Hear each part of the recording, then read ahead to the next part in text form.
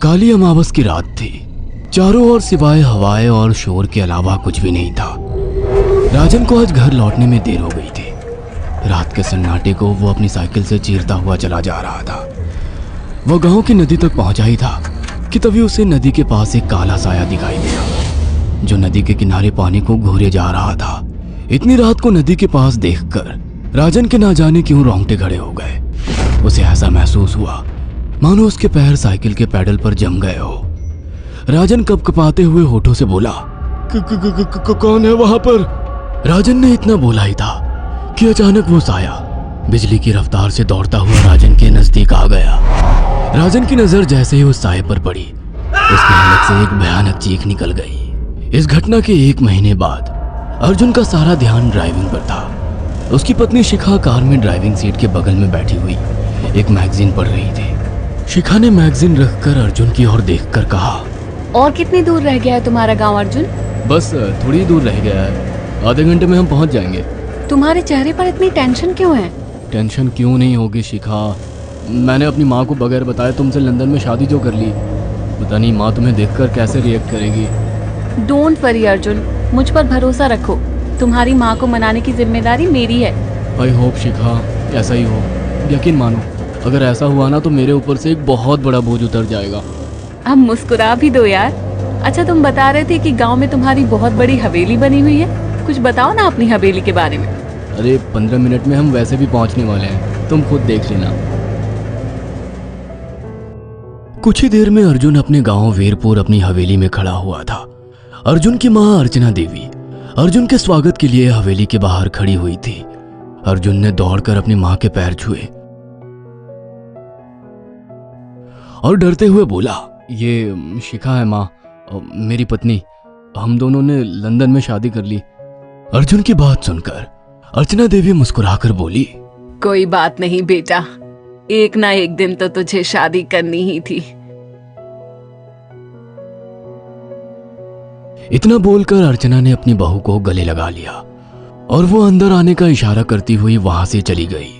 अर्जुन को अपनी माँ का ये बिहेवियर देखकर बहुत ज्यादा हैरत हुई। उसे उसकी माँ इस बार बहुत बदली हुई सी लगी। अर्जुन पूरे 10 साल बाद लंदन से आया था। अर्जुन उन्हीं ख्यालों में खोया हुआ था कि उसके कानों में उसकी पत्नी शिखा की आवाज टकराई। अब क्या बाहर ही खड़े रहने का इरादा है क्या? अंदर नहीं चलोगे? कौन से ख्यालों में गुम हो गए? मुझे लगा था माँ को मेरी शादी के बारे में जानकर बुरा लगेगा, मगर माँ को तो जैसे कोई फर्क ही नहीं पड़ा। अजीब आदमी हो, ये तो अच्छी बात है। मुझे मेहनत करने की जरूरत ही नहीं पड़ी। चलो अब अंदर भी चलो। अर्जुन और शिखा अंदर की ओर चले गए। अर्जुन ने देखा कि उसकी हवेली में सन्नाटा पसरा हुआ था। उसे याद था कि उसकी हवेली में बहुत सारे नौकर चाकर हुआ करते थे। डाइनिंग टेबल पर डिनर के दौरान अर्जुन अपनी माँ से जो बोला, वो सुन उसकी पत्नी शिखा और रहस्यमय अंदाज में मुस्कुराकर लगातार देखे जा रही थी। माँ, हवेली के सारे नौकर कहाँ गए? मैंने सबको छुट्टी दे दी बेटा। लेकिन क्यों माँ? तुम्हें तो काम करने में बहुत ज्यादा तकलीफ होती होगी। नहीं बेटा, मुझे कोई तकलीफ नहीं होती। कुछ वक्त से मुझे सुकून और सन्नाटा अच्छा लगता है। अर्जुन इससे पहले अपनी माँ से कुछ कहता कि उसकी माँ ने उसे बोलने से रोक दिया। अर्जुन चुपचाप खाना खाने लगा। खाने के बाद अर्जुन और शिखा बेडरूम में चले गए। अर्जुन बेड पर सोच में लेटा हुआ था कि अचानक शिखा अर्जुन से लिपट गई और वासना का तूफान अपने चरम पर पहुंच गया था। अचानक शिखा को दरवाजे पर 2 लाल लाल आंखें दिखाई दिए। उसे ऐसा लगा जैसे कि कोई उसे देख रहा हो। शिखा ने तुरंत बेड से उठकर अपने कपड़े पहन लिए। क्या हुआ शिखा? अर्जुन, मुझे ऐसा लगा जैसे कोई हम दोनों को देख रहा हो। पागल हो गई हो क्या? हवेली में सन्नाटा पसरा हुआ है, एक भी नौकर चाकर नहीं है। तुम्हें वहम हुआ होगा। तुमने तो सारा मूड खराब कर दिया शिखा। अब सो जाओ। उस रात अर्जुन तो गहरी नींद में सो गया, मगर शिखा की आंखों से नींद कोसों दूर थी। अगली सुबह शिखा जल्दी उठकर किचन की ओर चली गई, मगर उसने देखा कि उसकी सास अर्चना नाश्ता तैयार कर चुकी थी। माँ, आपने तकलीफ क्यों की? मुझे बुला लेती आप। शिखा की बात सुनकर उसकी सास अजीब से अंदाज में शिखा की ओर देखने लगी। उनके देखने के अंदाज में पता नहीं ऐसा क्या था कि शिखा को अपने रोंगटे खड़े होते हुए महसूस हुए। अर्चना धीरे धीरे करीब कदमों से शिखा के करीब आकर बोली, कोई बात नहीं बेटी, तुम्हें अब यहीं रहना है। तुम सिर्फ मेरे बेटे के साथ प्यार से रहो और जल्दी से मुझे एक पोता दे दो। काम की चिंता मत करो, वो सब मैं कर लूंगी। कुछ ही दिनों के बाद अर्चना गर्भवती हो गई। उसे हवेली में रहते हुए 6 महीने से ज्यादा वक्त हो चुका था और इन 6 महीनों में उसने नोट किया कि जब से वो गर्भवती हुई है उसकी सास अचानक से आकर उसके पेट पर हाथ फेरने लगती और अजीब से अंदाज में उसके पेट को घूरने लगती। शिखा ने तंग आकर अर्जुन से कहा, अर्जुन, मुझे तुम्हारी माँ का बिहेवियर बड़ा अजीब लगता है। तुम्हारी माँ जब देखो मेरे पेट पर आकर हाथ फेरती रहती है। अरे माँ को अपने पोते के आने का बेसब्री से इंतजार है शिखा, इसमें अजीब लगने वाली क्या बात है? मैं तुम्हें कैसे समझाऊं? मैंने माँ की आंखों में एक अजीब सी चमक देखी है। कैसी चमक? शिखा के मुंह से अचानक से एक अल्फाज निकल गया, जैसे किसी डायन की आंखों में होती है। शिखा की बात सुनकर अर्जुन का गुस्सा 7वें आसमान पर पहुंच गया। वो गुस्से से चीखते हुए बोला, खबरदार शिखा, आगे एक शब्द मेरी माँ के खिलाफ मत निकालना, नहीं तो मुझसे बुरा कोई नहीं होगा। तुम्हें शर्म आनी चाहिए शिखा। जब से तुम यहाँ पर आई हो तब से मेरी माँ तुम्हारी कितनी चिंता करती है। वह तुम्हें समय से खुद नाश्ता बनाकर देती है, खाना देती है, यहाँ तक कि हवेली की साफ सफाई भी वो अकेली करती है। क्या बोलूं अब तुमसे, शर्म आती है मुझे तुम्हें अपनी पत्नी कहते हुए। इतना कहकर अर्जुन गुस्से से कमरे से निकल गया। शिखा अर्जुन से बहुत कुछ कहना चाहती थी मगर कह नहीं पाई।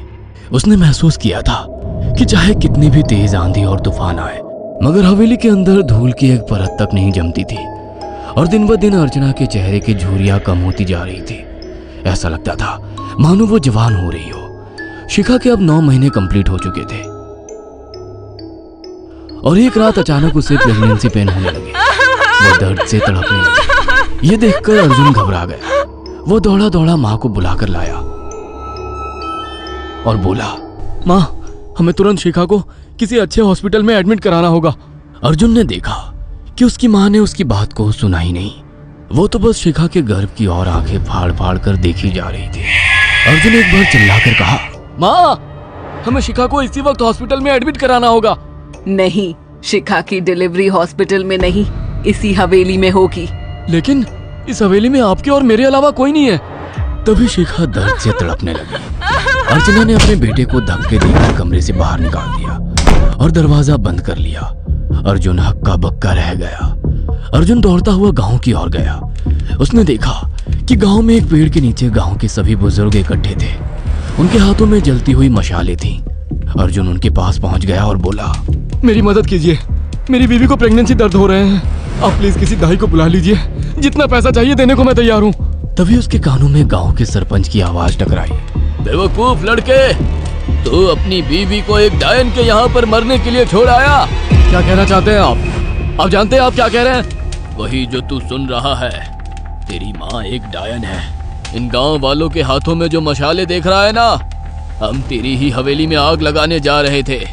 तेरी माँ ने इस गांव में ना जाने कितने नौजवानों को मार कर खाया है। तेरी माँ एक डायन है। लगता है आपका दिमाग खराब हो गया है। आप जानते भी हैं मैं कौन हूँ? हाँ, मैं जानता हूँ। तू ठाकुर धीरेन्द्र प्रताप का बेटा है। तेरे पिता को शक हो गया था कि तेरी माँ एक डायन है, इसीलिए उन्होंने तुझे हमेशा उससे दूर रखा। पहले तेरी माँ ने तेरे पिता को मारा और धीरे धीरे करके वह हवेली के सारे नौकरों को मार कर खा गई और फिर गांव वालों को भी मारने लगी। और अब तो तेरे होने वाले बच्चे को खाएगी, क्योंकि डायन को नवजात शिशु का मांस खाना बहुत पसंद होता है। अगर मेरी बात पर यकीन नहीं है तो चलकर मेरे साथ तो खुद अपनी आंखों से देख ले। इतना कहकर सरपंच अर्जुन को लेकर हवेली की ओर चल पड़ा।